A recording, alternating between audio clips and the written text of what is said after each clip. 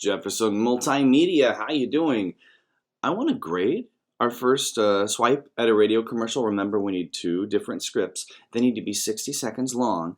And I found as I grade things, we still make a bunch of first grade mistakes. So that's where I'm starting with this evaluation. I want to look at your basic grammar. And remember, I grade once. So if you have a ton of mistakes, it is going to hurt your grade. We do need to write at higher than first grade level. So what am I looking for? First of all, your capitalization and punctuation. If they're awesome, in this section, you'll get a 5 out of 5. Remember, 5 is an A, 4 is a B, 3 is a C, 2 is a D, and 1 is an F. And then look at the script format and the way that I showed you how to put it together. Is it perfect? Really good, good, below average, or ouch? Sometimes you guys just do weird stuff that I do not understand at all with your writing. So I always have a wild card because sometimes I just scratch my head and go, huh?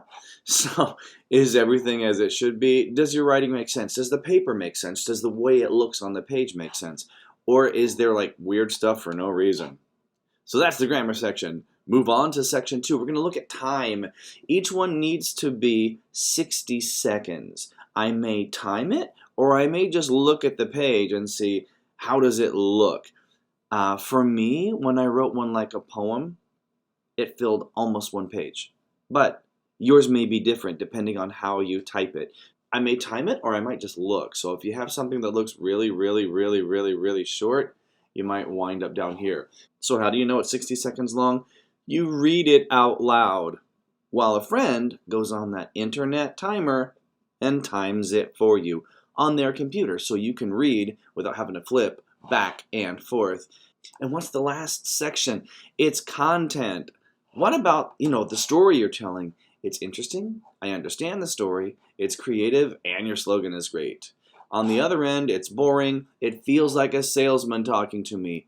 I don't want to go here. Remember, we want a story on why we should buy your product.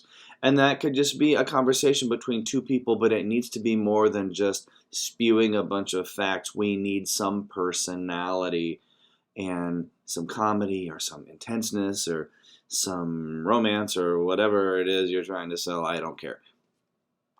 And then, it's creative versus I've heard this before.